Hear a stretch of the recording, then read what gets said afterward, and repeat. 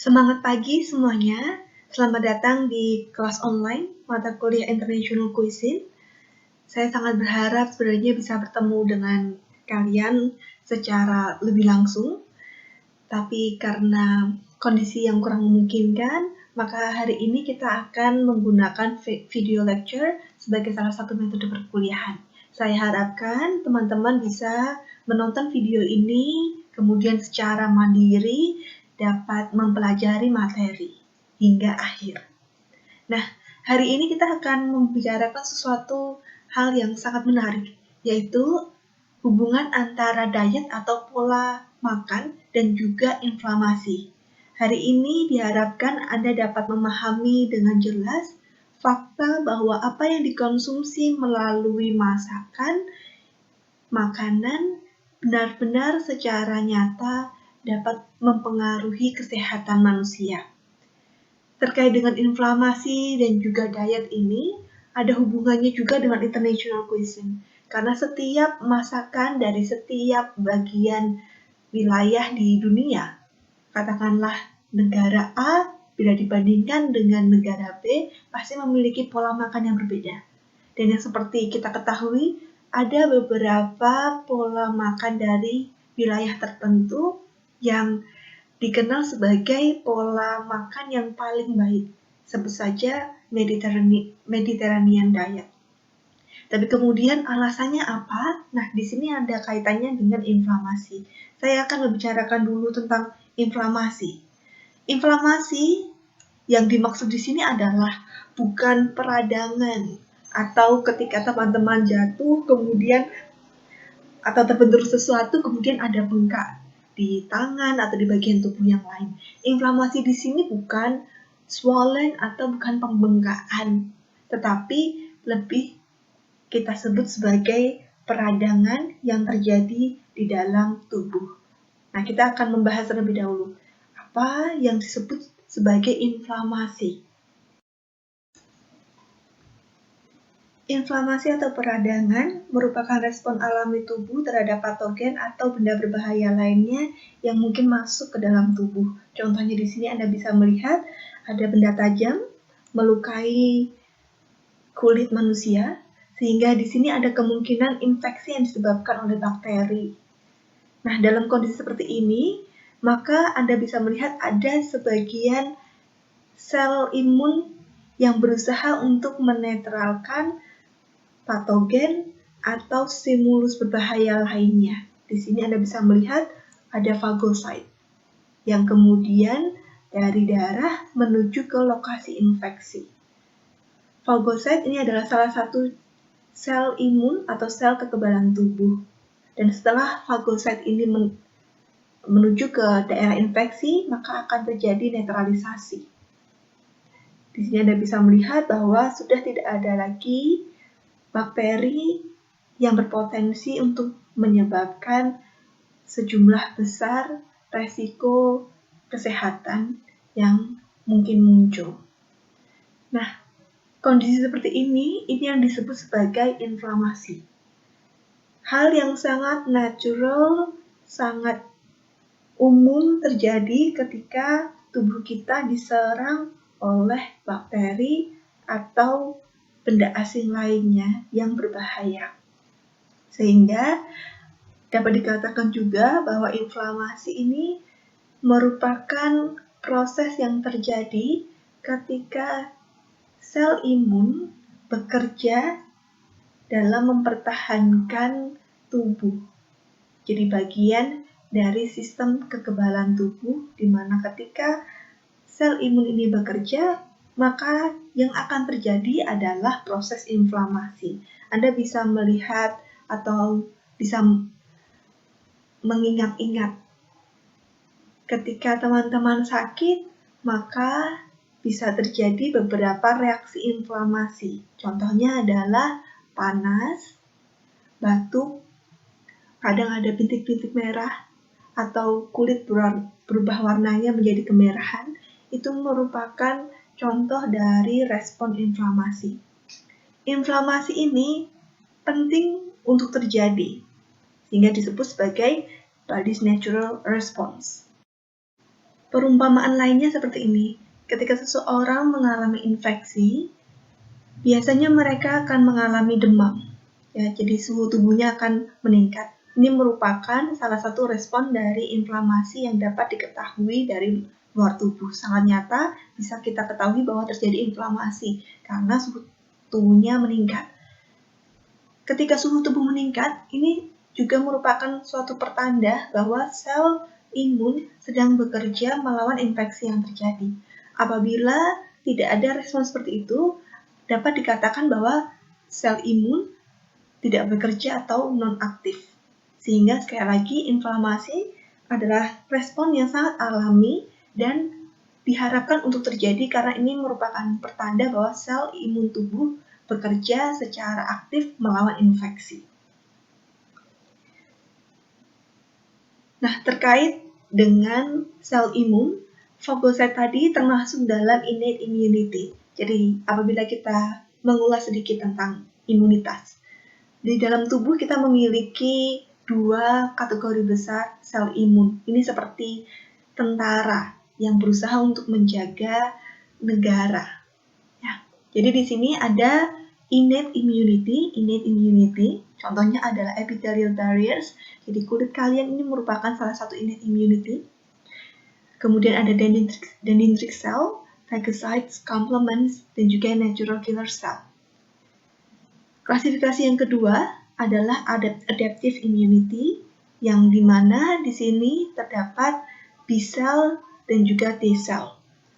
Untuk B cell sendiri nanti akan berubah menghasilkan berbagai jenis antibodi. Perbedaannya secara umum adalah innate immunity ini merupakan first line defense.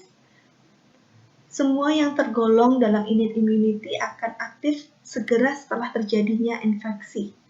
Sedangkan untuk adaptive immunity, mereka membutuhkan lebih lama waktu untuk dapat aktif.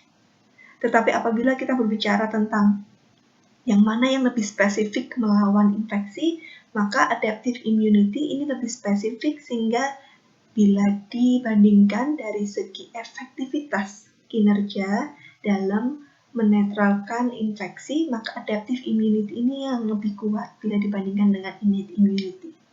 Jadi sekali lagi, apabila seluruh sel imun ini bekerja, mereka akan membuat suatu kondisi yang kemudian kita sebut sebagai inflamasi atau peradangan. Kemudian, pertanyaan selanjutnya adalah, lalu apakah inflamasi itu merupakan hal yang baik atau hal yang buruk? Mungkin teman-teman sering mendengar juga apabila Anda mengikuti perkembangan berita tentang COVID-19, digadang-gadang bahwa terjadi hyperinflammation pada beberapa pasien COVID-19 yang berada di kondisi severe atau kritis ya. Nah, pertanyaannya, menurut teman-teman, inflamasi ini baik atau hal yang buruk? Oke, kita akan membahas. Inflamasi ini dapat dikategorikan menjadi dua tahap. Tahap awal ketika seseorang mengalami infeksi, jadi segera setelah infeksi, kita akan mengalami yang disebut sebagai inflamasi akut. Stage selanjutnya, apabila inflamasi terjadi terus-menerus, artinya dalam kondisi tersebut, patogen atau stimulus berbahaya tidak dapat segera dinetralkan oleh sel imun, maka tubuh akan mengalami yang disebut sebagai chronic inflammation atau inflamasi kronik. Nah, di sini peradangan yang akut merupakan bagian dari innate immunity. Jadi, inflamasi akut merupakan inflamasi yang baik dan memang dibutuhkan oleh sistem kekebalan tubuh manusia. Inflamasi akut ini terjadi untuk mempercepat dan membantu proses pemulihan akibat adanya infeksi atau stimulus berbahaya yang masuk ke dalam tubuh. Nah, tapi masalahnya adalah ketika inflamasi terjadi terlalu lama. Artinya mungkin memang stimulus yang masuk tadi terlalu kuat sehingga tidak bisa segera untuk dinetralkan oleh sel tubuh. Dalam kondisi seperti itu yang terjadi adalah stage lanjutan yang kita sebut sebagai chronic inflammation atau peradangan kronis. Pada kondisi ini, produksi sel-sel kekebalan tubuh yang terus-menerus tidak hanya akan menguras seluruh sumber daya yang ada di dalam tubuh, tetapi ketika hal ini terjadi, maka jaringan di dalam tubuh akan terus-menerus diserang, serta akhirnya akan mengakibatkan kerusakan yang permanen. Kita bisa bayangkan seperti ini. Ketika terjadi perang, biasanya area perang akan terpisah dengan area sipil. Saya akan buat contohnya saja. Saya akan gambar di sini ada area sipil di mana masyarakat awam tinggal. Dan daerah sipil ini harus dilindungi. Area perang ini biasanya berada agak jauh. Ya, saya akan beri tanda X di sini sebagai perumpamaan bahwa ini ada perang yang terjadi. Oke, di area perang, ketika perang awal, maka kita bisa membayangkan tentara akan berusaha semaksimal mungkin untuk dapat menghilangkan semua musuh yang mungkin ada. Sangat intens, dan tentara dalam jumlah yang banyak dengan persediaan yang sangat kuat pada saat itu. Ini yang kemudian kita bisa bayangkan sebagai inflamasi akut. Tetapi kemudian perang yang berkelanjutan dan memakan waktu yang sangat lama, katakanlah 3 tahun, akan mengakibatkan jumlah tentara akan menurun, termasuk dengan persediaan perang yang mungkin tersedia. Di sini yang kemudian kita sebut sebagai peradangan atau inflamasi kronis.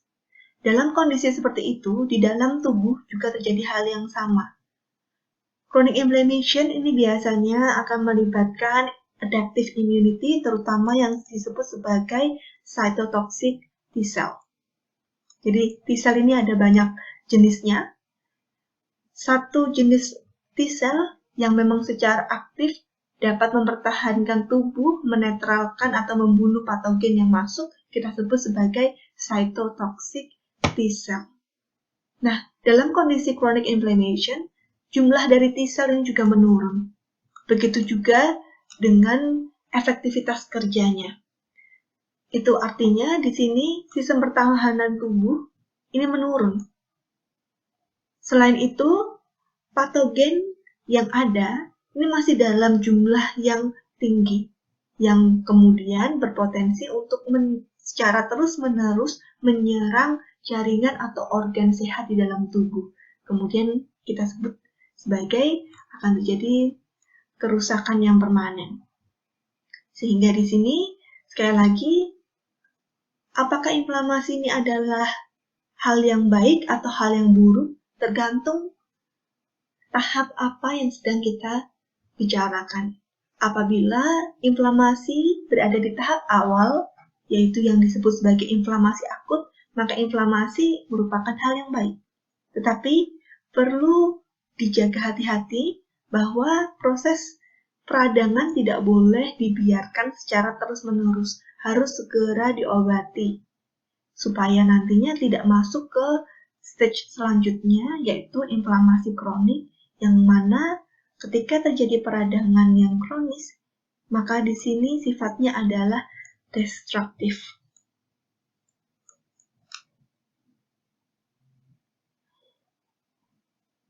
Pada gambar ini Anda bisa melihat bahwa ada beberapa pengaruh inflamasi kronis yang dapat menyebabkan beberapa kegagalan organ, di mana organ yang dapat terpengaruh ini sangat bervariatif, mulai dari otak, jantung, otot, dan seterusnya. Chronic inflammation, atau nantinya ketika kita berbicara atau menggunakan kata inflamasi, maka yang dimaksudkan adalah chronic inflammation, bukan acute inflammation. Ya, jadi selama ini ketika teman-teman mendengar inflamasi menyebabkan penyakit A, penyakit B, memperburuk kondisi kesehatan A, B, yang dimaksud inflamasi ini adalah inflamasi kronis yang berbahaya tadi. Oke, balik lagi ke gambar yang ini. Chronic inflammation ini diyakini sebagai salah satu pusat awal terjadinya berbagai jenis penyakit. Apabila chronic inflammation dapat dikendalikan, maka dapat mereduksi resiko terjadinya berbagai jenis penyakit.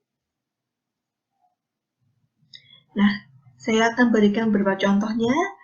Di sini Anda bisa mengklik link berikut. Anda akan bisa melihat apa yang disebut dengan aterosklerosis, di mana penyakit aterosklerosis ini juga disebabkan oleh meningkatnya inflamasi atau peradangan di dalam tubuh. Nah, contoh lainnya, ini merupakan riset yang baru saja saya publikasi di Journal of Functional Foods. Pada saat itu saya memang memiliki penelitian terkait dengan atherothrombosis, yaitu pembentukan blood clot thrombus di peredaran darah. Di sini ketika thrombus ini terbentuk, maka dia akan menyumbat peredaran darah, menyebabkan aliran darah menjadi terganggu atau bisa jadi terhenti. Pada pembentukan thrombus atau yang disebut sebagai atherothrombosis, karena trombosis atau trombus yang terbentuk ini berada di pembuluh darah jantung, Anda dapat melihat bahwa ada sejumlah pro-inflammatory biomarkers yang terlibat. Pro-inflammatory artinya ketika beberapa biomarker ini ekspresinya meningkat, maka dapat meningkatkan resiko peradangan kronis yang terjadi di dalam tubuh. Sebut saja di sini ada TNF-alpha, COX-2, ini adalah contoh-contohnya. E-selectin, P-selectin, VCAM1 ini merupakan contoh yang lainnya. Jadi di sini Anda bisa mempelajari bahwa inflamasi adalah pusat awal dari segala jenis penyakit yang mungkin timbul.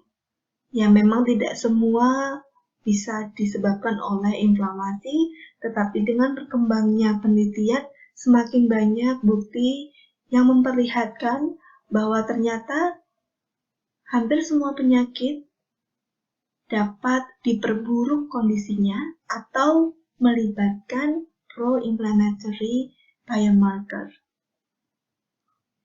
Ini contoh lainnya, memperlihatkan bagaimana kronik inflamasi menjadi bagian dari perkembangan sel kanker. Di sini Anda bisa melihat ada pro-inflammatory biomarkers yang disebut sebagai interleukin 6. Jadi sekali lagi di sini Anda bisa menyaksikan bahwa ternyata inflamasi ini adalah salah satu kunci dari segala jenis penyakit yang mungkin timbul. Pada kondisi saat ini ketika dunia sedang menghadapi infeksi COVID-19, telah ditemukan hasil penelitian juga bahwa beberapa pasien dalam beberapa tingkat kondisi kesehatan tertentu, yaitu di tingkat severe dan juga critical, terjadi peningkatan ya disebut sebagai inflammatory markers di sini. Jadi sel-sel yang bertindak sebagai pro-inflammatory markers, ini kondisinya juga meningkat. Dengan kata lain, dapat dikatakan juga bahwa pada pasien COVID-19 yang berada di tingkat severe atau kritis, mengalami badai sitokin yang merupakan bagian dari chronic inflammation. Salah satu inflammatory markers yang meningkat pada pasien COVID-19 tercatat adalah interleukin 6. Tapi tentu belum penelitian ini masih terus dilanjutkan. Ada kemungkinan kita akan mengetahui inflammatory biomarkers apa saja yang terlibat. Mungkin tidak hanya satu, yaitu interleukin 6, tapi biasanya melibatkan berbagai jenis inflammatory biomarker. Oke, jadi kesimpulannya adalah inflamasi bisa dikatakan sebagai salah satu sumber atau pusat awal terjadinya beberapa jenis penyakit. Ketika inflamasi ini dapat direduksi, maka dengan kata lain kita juga dapat mereduksi resiko terjadinya berbagai jenis penyakit. Nah, sekarang apa yang menyebabkan inflamasi? Ada banyak faktor yang dapat menyebabkan inflamasi di dalam tubuh. Sekali lagi, ketika kita berbicara tentang inflamasi, maka yang dimaksudkan adalah peradangan kronis, chronic inflammation. Contohnya saja, jadi penyebab inflamasi adalah karena terlalu banyak lemak pada tubuh, sehingga biasanya mereka yang mengalami obesitas dapat memiliki resiko yang lebih tinggi untuk terjangkit berbagai jenis penyakit, karena pada kondisi tubuh yang mengalami obesitas, maka inflamasi ini juga dapat terjadi dengan sangat mudah. Kemudian penyebab lainnya adalah poor diet, kemudian poor lifestyle, sulit tidur, atau ketika dalam kondisi stres pun ini dapat menjadi pemicu terjadinya inflamasi.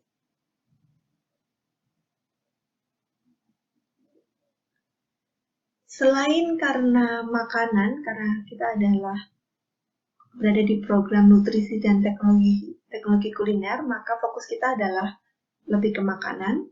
Tetapi sebenarnya selain karena inflamasi yang disebabkan oleh makanan, inflamasi ini juga dapat disebabkan oleh oxidative stress. Jadi oxidative stress yang dimaksudkan contohnya adalah karena adanya exposure terhadap radioaktif, kebiasaan merokok, kemudian adanya banyak polusi dari area industri, atau bisa juga karena olahraga yang terlalu berlebihan. Nah, di sini Anda bisa melihat adanya hubungan antara inflamasi, oxidative stress, dan juga penyakit. Mereka saling berhubungan satu dengan yang lainnya, sehingga dapat dikatakan bahwa oxidative stress dan juga inflamasi ini merupakan penyebab beberapa penyakit kronis seperti cardiovascular disease, penyakit jantung, kanker, diabetes, dan juga beberapa penyakit pernafasan kronis lainnya, di mana setiap dari faktor ini saling berkaitan. Sehingga dengan kata lain bisa kita katakan juga bahwa untuk menghindari resiko penyakit tertentu, maka kita perlu untuk memilih makanan yang sehat atau yang disebut sebagai anti-inflammatory diet, dan juga menghindari oxidative stress, sehingga harus seimbang kondisinya. Nah, di sini satu cara untuk dapat menghindari oxidative stress yang terjadi di dalam tubuh yaitu dengan mengkonsumsi makanan-makanan sumber antioksidan. Di sini Anda tentunya sudah memahami bagaimana antioksidan ini dapat menetralkan radikal bebas. Nah, untuk lebih lengkapnya lagi, Anda juga bisa mengklik link berikut. Di sini adalah video interaktif bagaimana antioksidan ini dapat menstabilkan radikal bebas. Kita akan kembali lagi untuk membahas antara inflamasi dan juga diet. Makanan yang Anda konsumsi ini dapat menjadi bentuk obat yang paling aman dan mungkin paling kuat. Tetapi Di sisi lain, apabila kita mengkonsumsi makanan yang kurang tepat, maka bisa jadi makanan yang dikonsumsi merupakan suatu bentuk racun yang dapat mempengaruhi kesehatan manusia. Oleh karena itu, sebagai nantinya sarjana yang lulus dari program nutrisi dan juga teknologi kuliner, kami harapkan Anda dapat memprovide suatu masakan yang tidak hanya enak, delicious, tapi juga bermanfaat, bergizi bagi kesehatan tubuh manusia. Oke, sekarang terkait dengan inflamasi, maka jenis makanan apa yang baik? Kita kenal sebagai anti-inflammatory atau anti-inflammation diet.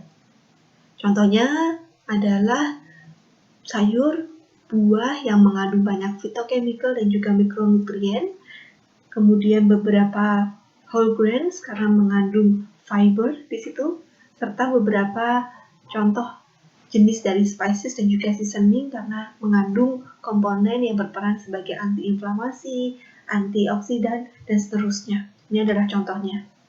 Jenis makanan yang perlu untuk dihindari adalah yang tergolong sebagai pro-inflammatory diet. Makanan yang pro-inflamasi. Mengapa suatu makanan dapat bersifat sebagai pro-inflammatory? Karena contohnya adalah makanan tersebut mengandung asam lemak jenuh, asam lemak trans, kolesterol, dan seterusnya. Ini merupakan beberapa contohnya. Dalam perkembangan penelitian, Anda akan menemukan berbagai jenis komponen atau parameter makanan yang ternyata bersifat pro-inflammation. Contohnya adalah rasio antara omega 6 dan juga omega 3. Omega 3 dan juga omega 6 merupakan contoh dari asam lemak tidak jenuh.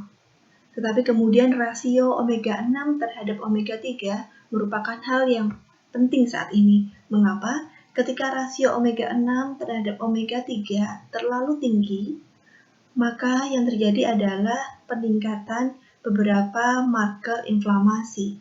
Sehingga yang terjadi adalah malah menimbulkan inflamasi kronik, peradangan kronik di dalam tubuh. Jadi ketika saya menyampaikan tadi rasio omega 6 terhadap omega 3 tinggi, artinya terlalu banyak konsumsi omega 6, sedangkan omega 3-nya dikonsumsi sangat sedikit. Sehingga penting untuk terjadi balance, keseimbangan konsumsi antara omega 6 dan juga omega 3.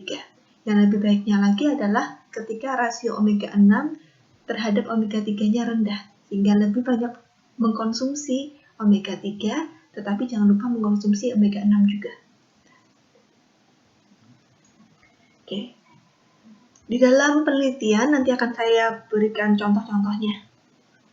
Anda akan menemukan banyak terminologi yang disebut sebagai Dietary Inflammation Index. Nah, sebelum ke sana, saya akan menyampaikan dulu apa yang disebut sebagai Dietary Inflammation. Jadi, Dietary Inflammation ini merupakan reaksi tubuh manusia. Jadi sekali lagi ini merupakan reaksi tubuh manusia ketika mengkonsumsi makanan yang bersifat anti-inflamasi atau pro-inflamasi. Jadi mengkonsumsi lebih banyak anti-inflammatory diet akan mengurangi resiko terjadinya chronic inflammation di dalam tubuh yang artinya dapat meningkatkan kesehatan secara umum. Nah, di sini DII ini sendiri atau Dietary Inflammatory Index merupakan suatu nilai yang banyak digunakan dalam penelitian untuk dapat mengukur bagaimana suatu makanan ini dapat mempengaruhi inflamasi yang terjadi di dalam tubuh. Apakah akan meningkatkan inflammatory biomarkers yang kemudian kita sebut sebagai pro-inflammation atau mereduksi ekspresi dari inflammation biomarker yang kemudian kita sebut sebagai anti-inflamasi. Nah, untuk penyajian nilai dari DII ada dua jenis. Yang banyak digunakan pada hasil penelitian adalah raw DII score, yang artinya yang akan muncul adalah berupa angka. Ya, bisa minus 3,4 katakanlah, atau nilainya adalah 1,29 dan seterusnya. Jadi raw DII score ini adalah nilai dalam bentuk angka. Kemudian yang kedua yang banyak diberikan sebagai label pada makanan yaitu berupa dietary implementation food grade yang bisa dilihat pada gambar ini. Setiap huruf dengan warna masing-masing ini menandakan nilai dari makanan tersebut. Apabila memiliki label ini, artinya dia lebih proinflamasi sifatnya. Tapi apabila menggunakan label atau simbol yang berada di paling kiri ini, artinya makanan tersebut less inflammatory atau bisa dikatakan bersifat sebagai anti-inflamasi. Ini adalah research findings pertama, contoh yang pertama. Pada penelitian yang dilakukan pada tahun 2014, mereka membandingkan antara fast food diet dan juga Mediterranean diet. Nah, fast food diet, ini Anda bisa melihat bahwa makanan yang dikonsumsi adalah makanan yang mengandung kalori sangat tinggi, tetapi kandungan vitamin, mineral sangat rendah. Anda bisa melihat contohnya di sini. Sedangkan di bagian kanan ini adalah contoh dari Mediterranean diet. Mereka menggunakan banyak sekali olive oil, biji-bijian, sayur, kemudian ada yogurt, dan seterusnya. Apabila kita amati, Mediterranean diet selalu menggunakan berbagai jenis bahan pangan yang tinggi vitamin, mineral, dan juga mengandung banyak phytochemical seperti flavonol, anthocyanidins, dan seterusnya. Sehingga ketika peneliti ini mengkalkulasi DII-nya, yaitu Dietary Inflammatory Index, Anda bisa melihat fast food memiliki nilai plus 4,07. Mediterranean diet memiliki nilai minus 3,96. Nah, plus dan juga minus ini sangat berarti. Ketika DII score memiliki nilai yang negatif, hal ini mencerminkan bahwa diet tersebut jadi pola makan yang memiliki atau mengandung lebih dari satu parameter makanan bersifat lebih ke anti-inflamasi. Jadi sekali lagi, apabila DII score-nya ini negatif, artinya pola makan tersebut lebih anti-inflamasi sifatnya. Tetapi apabila DII score-nya ini menunjukkan nilai yang positif atau lebih tinggi, maka artinya makanan atau pola makan tersebut lebih bersifat pro-inflamasi. Oleh karena itu dapat kita sebutkan juga bahwa fast food diet merupakan salah satu contoh pro-inflammation diet, sedangkan Mediterranean diet merupakan contoh dari anti-inflammation diet. Oleh karena itu banyak yang menyebutkan bahwa Mediterranean diet merupakan salah satu pola makan yang sehat di dunia secara internasional. Research findings yang kedua. Jadi penelitian ini dilakukan di Prancis.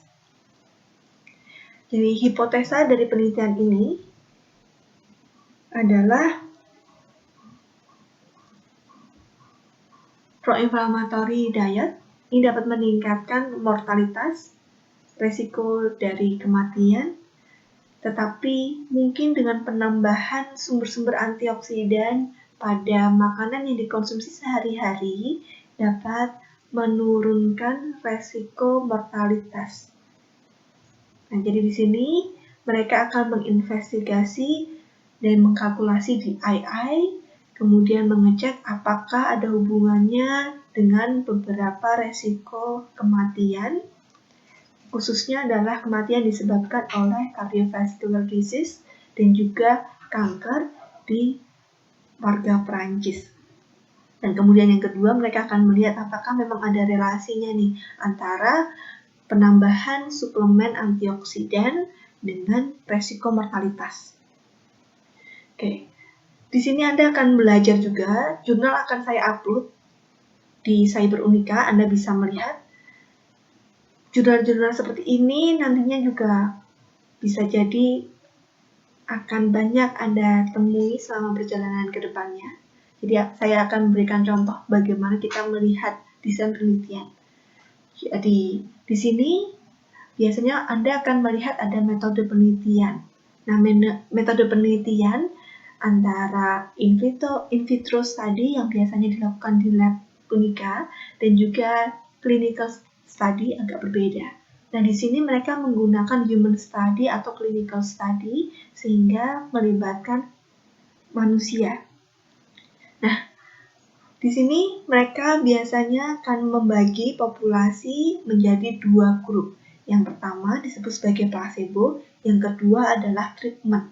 Di sini mereka sebut sebagai Suvemax. Jadi intinya adalah mereka akan menambahkan vitamin, mineral yang berfungsi sebagai antioksidan. Contohnya adalah vitamin C, vitamin E, beta-karoten, selenium, dan juga zinc. Placebo ini sangat penting untuk digunakan untuk kemudian bisa memvalidasi apakah betul penambahan dari antioksidan ini memang memberikan hasil. Sehingga pada grup placebo biasanya mereka akan tetap diberikan makanan atau diet tetapi tidak mengandung vitamin dan juga mineral, hanya diet biasa. Nah, kemudian selanjutnya mereka akan menjalani yang disebut sebagai 24-hour dietary record selama 2 tahun. Jadi penelitian ini sangat baik ya, karena mereka melakukan penelitian terus-menerus pada orang yang sama selama 2 tahun. Dengan kata lain, kita bisa sebut penelitian ini sebagai long-term effect. Mereka akan melihat apakah ada pengaruhnya ketika dikonsumsi dalam jangka waktu yang panjang. Ini merupakan hal yang baik juga. Di sini Anda akan melihat apabila seseorang ingin mengkalkulasi DII, maka mereka akan memiliki beberapa inflammatory biomarker yang digunakan. Dalam penelitian ini mereka menggunakan beberapa inflammatory biomarker, yaitu interleukin 1 beta, interleukin 4, interleukin 6, interleukin 10, CRP, dan juga TNF-alpha. Nah, beberapa faktor, jadi ini yang disebut sebagai food parameter, parameter makanan, yang digunakan dalam penelitian ini akan dibagi menjadi 2 kelompok besar, yaitu pro-inflammatory factors, contoh food parameternya adalah ini, dan juga anti-inflammatory factors, contoh dari food parameternya adalah ini. Nah, tentunya pemilihan dari faktor-faktor ini akan berbeda setiap penelitian. Dalam penelitian ini perlu diingat bahwa mereka akan melihat apakah ada hubungan DII dengan beberapa mortalitas akibat CVD dan juga kanker. Oleh karena itu, faktor yang digunakan ini adalah faktor-faktor yang memang secara signifikan telah terbukti atau memiliki potensi berkaitan dengan cardiovascular disease dan juga cancer. Sebelum kita melanjutkan, perlu untuk dipahami dulu sebenarnya inflammatory biomarkers ini apa. Nah, dalam desain penelitian, biomarker inflamasi yang digunakan dapat berupa protein atau sitokin yang diekspresikan di dalam tubuh. Contohnya saja, kita akan mulai membahas tentang sitokin yang berperan dalam respon inflamasi. Ini merupakan nama-nama dari sitokin di dalam tubuh.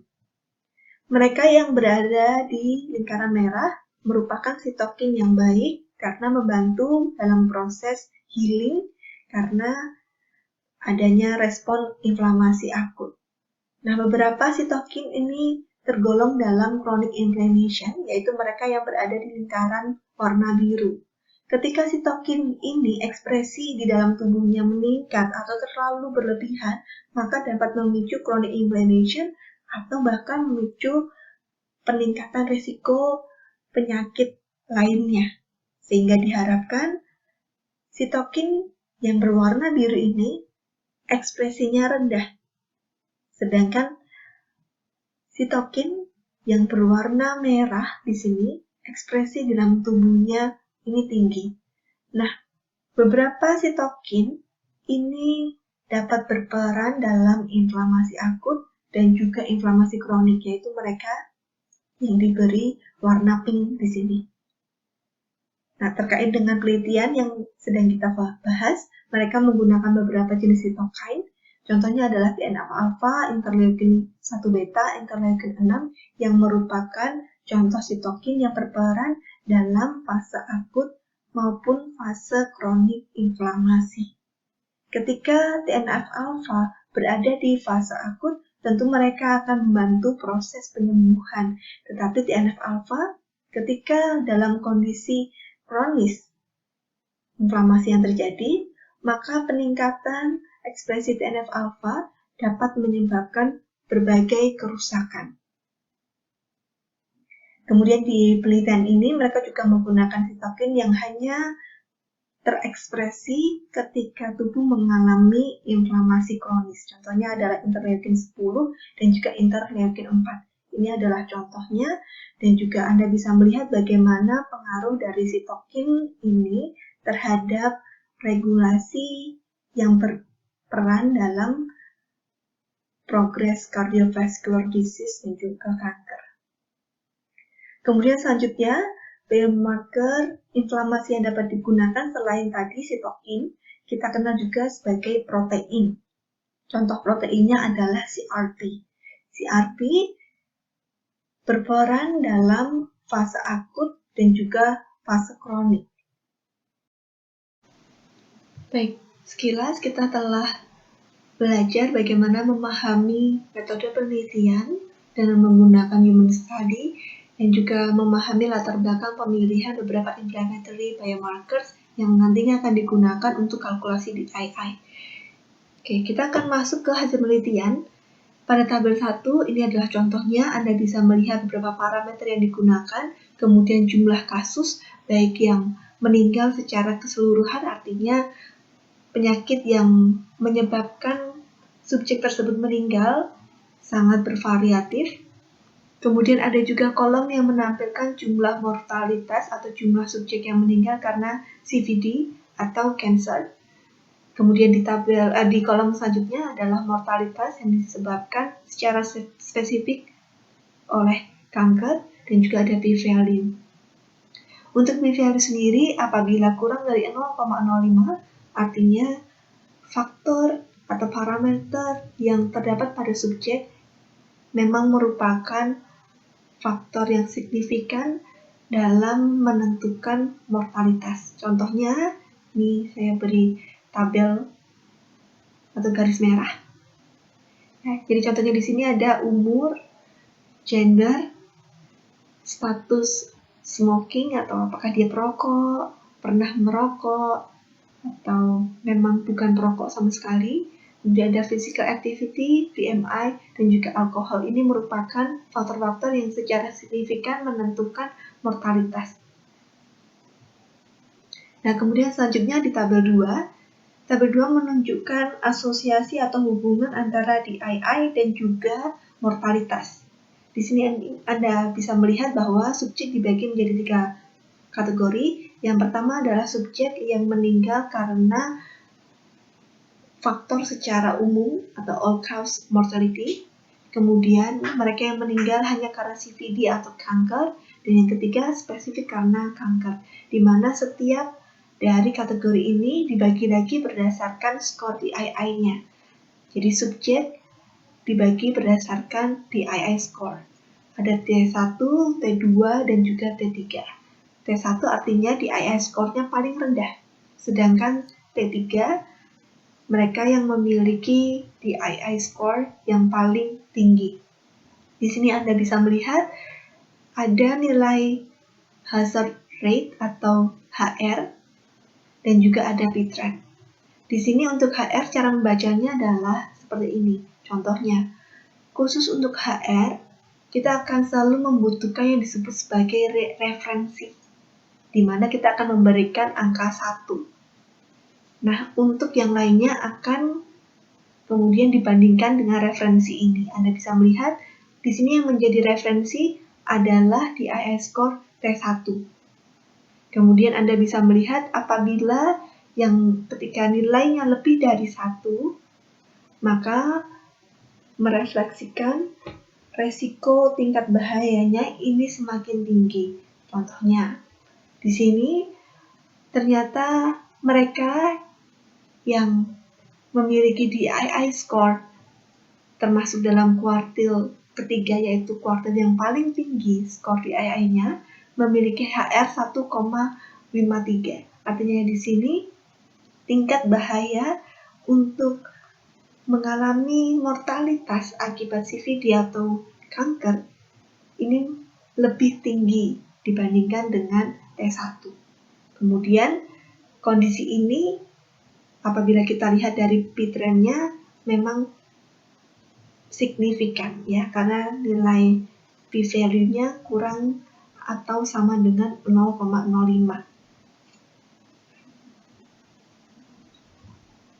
Nah, pada tabel ini, sebelum saya masuk ke tabel 3, pada tabel ini kita dapat melihat bahwa DII memiliki hubungan yang signifikan dengan mortalitas akibat kanker atau CVD, serta mortalitas yang secara spesifik disebabkan oleh kanker.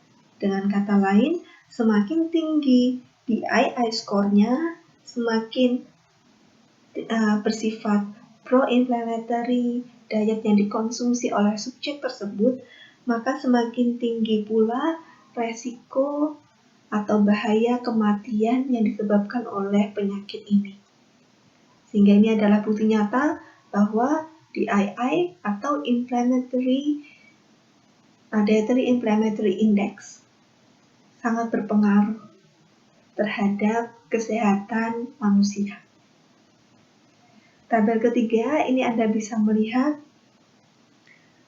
hubungan antara mortalitas DII score pada grup yang diberi placebo dan juga grup yang diberi suplemen antioksidan. Di sini akan mengecek apakah memang antioksidan ini dapat mengurangi resiko mortalitas yang terjadi. Di sini Anda bisa melihat ada HR lagi, hazard rate, ada P-trend, ada P-interaction. Di mana di sini Anda bisa melihat bahwa apabila dibandingkan antara grup placebo dan juga grup yang diberi suplementasi antioksidan, ya, hampir di semuanya, ternyata memiliki perbedaan yang sangat signifikan. Artinya di sini suplementasi antioksidan ini memang dapat menurunkan resiko mortalitas yang disebabkan oleh kanker atau CVD atau bahkan mortalitas secara umum. Ini adalah hal yang baik. Oleh karena itu, dari penelitian ini kita bisa menyimpulkan bahwa dengan memproduksi makanan yang mengandung banyak antioksidan atau tinggi antioksidan ini dapat mengurangi resiko kematian. Ini adalah hal yang baik dan juga hal yang perlu untuk kita sadari bagaimana masakan ini memang berperan penting dalam struktur kehidupan. Selanjutnya kita akan belajar kalkulasi Dietary Inflammation Index. Jadi semoga tetap bisa bertahan sampai akhir ya. Kalian bisa minum kopi, bisa sambil snacking, supaya tetap bisa fokus. Ini introduction-nya dulu. Ketika kita akan melakukan kalkulasi DII, maka yang penting untuk diingat adalah pertama, peneliti atau teman-teman harus memiliki kapasitas dan kemampuan untuk dapat mengklasifikasikan diet berdasarkan apakah dia proinflamasi atau antiinflamasi.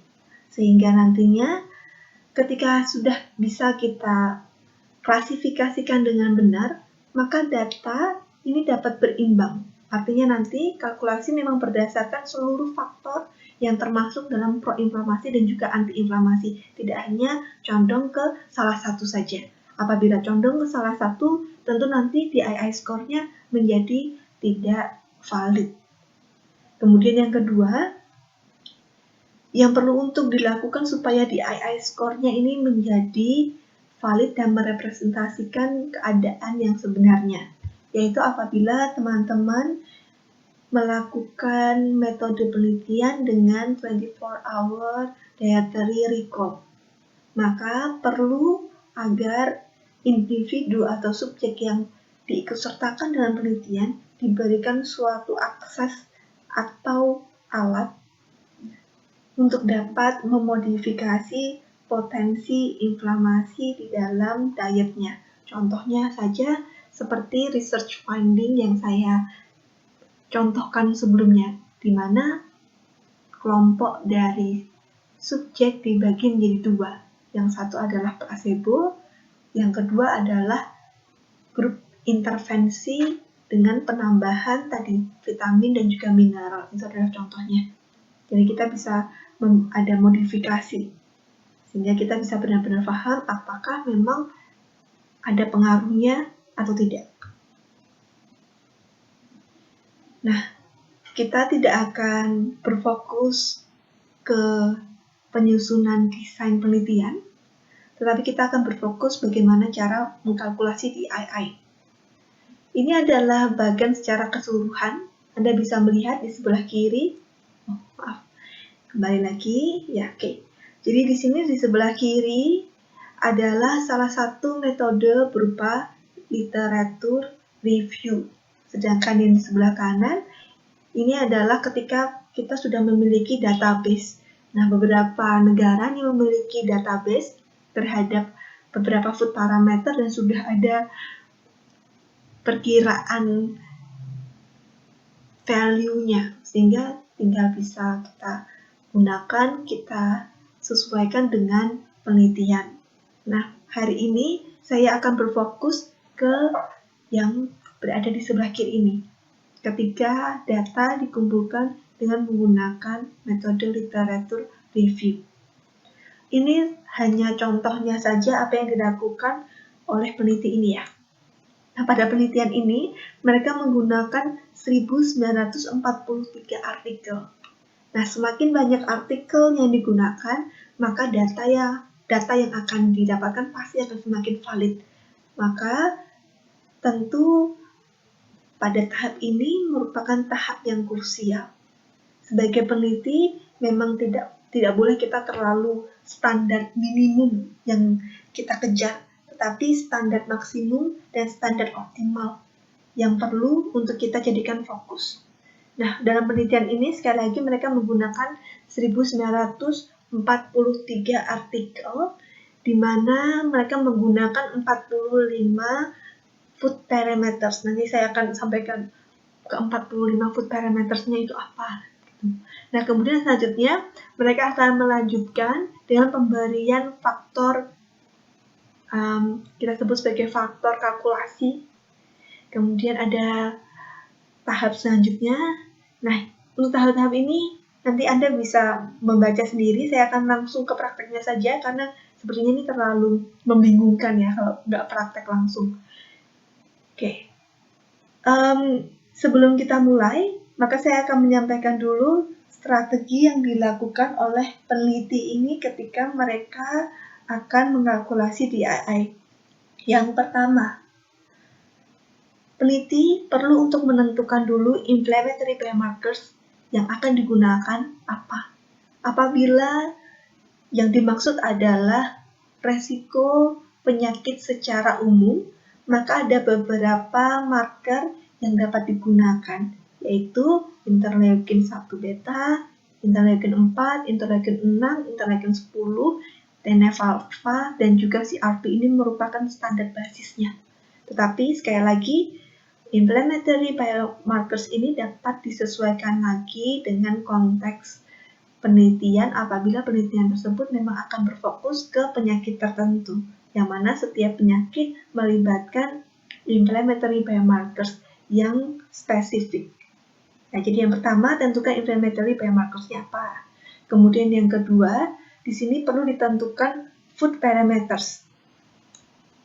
Contoh food parametersnya adalah contohnya kandungan asam jenuh kandungan asam tidak jenuh, kandungan vitamin C, dan seterusnya. Itu adalah food parameters dan perlu untuk ditentukan food parametersnya apa saja dan ada berapa banyak food parameters yang akan digunakan di dalam riset.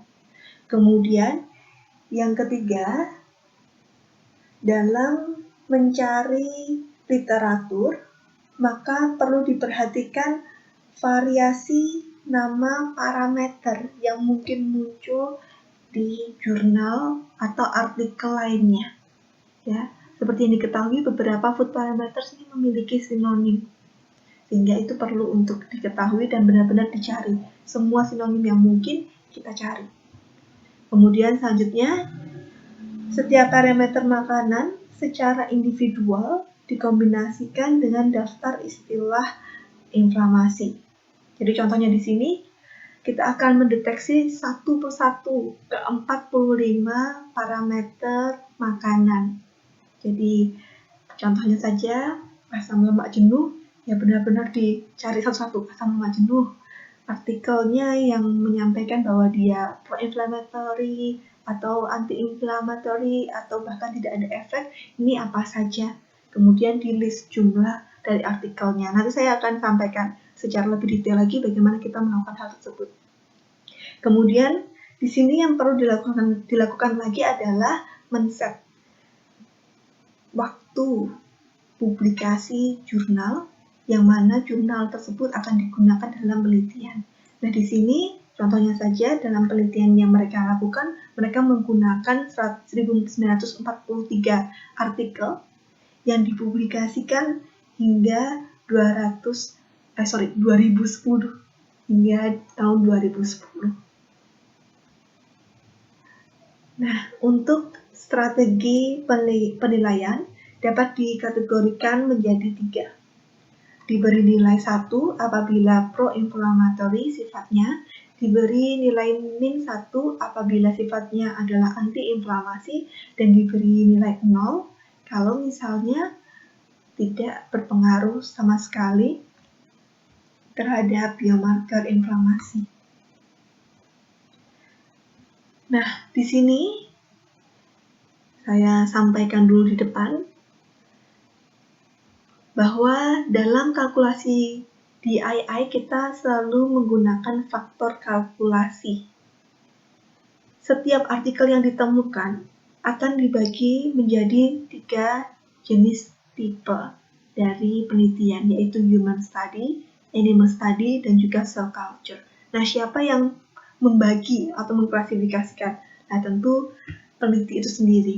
Sehingga sekali lagi sangat diperlukan kapasitas peneliti untuk dapat membedakan, oh yang ini termasuk dalam cell culture study, yang ini termasuk dalam human study, dan seterusnya. Masing-masing dari tipe studi itu pun kemudian akan dibagi, terutama bagi yang menggunakan human study. Ada yang disebut sebagai eksperimental, ini memiliki faktor kalkulasi paling tinggi yaitu 10. Kemudian ada prospective cohort, case control, dan juga cross-sectional. Di sini Anda bisa melihat bahwa faktor kalkulasi yang paling tinggi merupakan artikel yang sudah menggunakan desain penelitian experimental human study. Sedangkan nilai yang paling rendah berada di artikel yang menggunakan desain penelitian cell culture atau kita sebut juga sebagai in vitro study. Oke, kita sudah mengetahui tadi ada yang disebut dengan faktor kalkulasi, kemudian strategi penilaiannya, kalau pro-inflamator dikasih nilai +1, kalau anti-inflamasi dikasih nilai -1. Nah, kemudian selanjutnya ada tahapan terakhir, yaitu proses scoring. Sekali lagi, contoh ini menggunakan food parameter sebanyak 45 buah. Di mana untuk scoring dilakukan secara individual, jadi masing-masing food parameters punya scoring masing-masing, sehingga bukan total dari 45, tapi masing-masing dari ke-45 food parameters. Ini merupakan tantangannya dalam kalkulasi DII, karena kita harus menghitung satu-satu. Nah, secara umum tahapan scoringnya dapat dibagi menjadi 2, Yang pertama, kita bisa membagi jumlah total artikel proinflamasi dan juga total artikel antiinflamasi yang telah dikalikan dengan faktor kalkulasi. Jadi faktor kalkulasi tadi. Setelah ada jumlahnya, maka dibagi dengan total artikel yang didapat secara keseluruhan. Kemudian langkah yang kedua adalah mengurangi nilai fraksi antiinflamasi dari nilai fraksi proinflamasi. Atau dengan kata lain, BIS score adalah pro-inflammatory fraction dikurangi anti-inflammatory fraction. Nah, kita akan langsung belajar bersama-sama bagaimana cara kalkulasinya. Sebenarnya cukup mudah, tetapi tantangannya tadi kita perlu untuk mengklasifikasikan berdasarkan desain penelitian, efek, dan juga bisa mengkalkulasi PII. Langkah pertama adalah contoh ini adalah contoh untuk parameter saturated fat. Seperti yang saya sampaikan tadi, ke 45 food parameter ini harus dihitung satu-satu. Nah, ini contohnya. Satu food parameter yaitu saturated fat. Di sini perlu dibagi dulu. Efeknya apakah antiinflamasi, proinflamasi, atau tidak ada efek. Kemudian untuk masing-masing efek dibagi lagi apakah termasuk dalam clinical, cohort, case control, dan seterusnya. Kemudian kita searching nih, literatur review, kita cari berapa banyak jumlah artikel yang menyampaikan bahwa lemak jenuh ini bersifat anti-inflamasi. Di sini Anda bisa melihat bahwa ada satu artikel dengan desain studi cross-sectional yang menyampaikan bahwa ternyata saturated fat bersifat anti-inflammation. Kemudian di sini ada satu lagi artikel yang menyampaikan bahwa ternyata saturated fat ini bersifat anti-inflammation, yaitu dengan menggunakan desain studi cell culture. Begitu juga dengan efek yang lainnya, pro-inflammatory dan juga no-effect. Anda bisa melihat di sini ada 1 artikel, 3 artikel, 7 artikel. Kembali harus diingat bahwa artikel-artikel ini perlu untuk dikategorikan secara tepat apakah termasuk dalam clinical, cohort, case control, cross-sectional, animal study, atau cell culture study. Di sini Anda juga perlu untuk melihat apakah ada artikel yang menyampaikan bahwa saturated fat tidak berpengaruh secara nyata terhadap biomarker inflamasi yang kita tentukan di awal tadi. Ya, di sini ternyata ada 3, ada 9, ada 3 lagi. Totalnya ada 15. Baik, langkah selanjutnya adalah setiap dari jumlah artikel ini akan dikalikan dengan faktor kalkulasi. Faktor kalkulasinya ada di slide sebelumnya. Ya, ini adalah faktor kalkulasinya. Jadi berdasarkan desain penelitian, ada faktor kalkulasi masing-masing. Sebagai contohnya di sini, saya akan kembali. Di sini untuk cross sectional, maka satu artikel tadi dikalikan dengan faktor kalkulasi yaitu 6. Sehingga nanti ada yang disebut dengan weighted number of articles, di mana nilainya jadi 6. Begitu juga dengan yang lainnya. Untuk sel faktor kalkulasinya adalah 3, maka 1 kali 3, 3. Berlaku seterusnya. Di sini ada 4 artikel, di mana untuk cross-sectional study, faktor kalkulasinya adalah 6. Sehingga yang dilakukan adalah 4 artikel dikalikan faktor pengkali untuk cross-sectional atau nilai dari artikelnya yaitu 4 dikalikan 6, menjadi 24. Ini dilakukan untuk semuanya. Selanjutnya, kita akan mendapatkan weighted number of articles. Step yang ketiga adalah setiap dari total antiinflamasi dan juga total proinflamasi dibagi dengan overall total weighted number of article. Jadi di sini 9 dibagi 205. Kemudian di sini 97 dibagi dengan 205 juga. Sehingga mendapatkan nilai 0,044 untuk yang antiinflamasi dan juga 0,47 untuk yang pro-inflamasi. Untuk kalkulasi fraksi ini tidak dilakukan bagi artikel yang memiliki pengaruh no effect. Tetapi sekali lagi tetap perlu untuk dicari apakah ada artikel yang menyebutkan bahwa parameter tertentu itu memang tidak memiliki efek, karena ini akan mempengaruhi overall totalnya. Sehingga step yang terakhir adalah kalkulasi DII, di mana caranya adalah 0,473, yaitu fraksi proinflamasi dikurangi dengan 0,044, yaitu fraksi antiinflamasi, sehingga kita bisa mendapatkan DII score 0,429. Tapi di sini harus hati-hati. Anda melihat bahwa dalam kalkulasi DII, suatu parameter makanan dikatakan kuat apabila weighted number of article sama dengan atau lebih dari 236. Padahal kalkulasi sebelumnya Anda bisa melihat bahwa overall total weighted number of article ini kurang dari 236. Itu hanya 205. Hal ini mengartikan bahwa food parameters ini memiliki skor yang masih lemah. Oleh karena itu perlu untuk direkalkulasi. Caranya bagaimana? Ini adalah definisinya. Saya akan langsung ke prakteknya. Caranya sangat mudah. Yang perlu Anda lakukan adalah, harusnya muncul sini. Ya, oke, sudah muncul ya. Jadi di sini Anda sudah dapat tadi DII skornya 0,429. Caranya sangat mudah.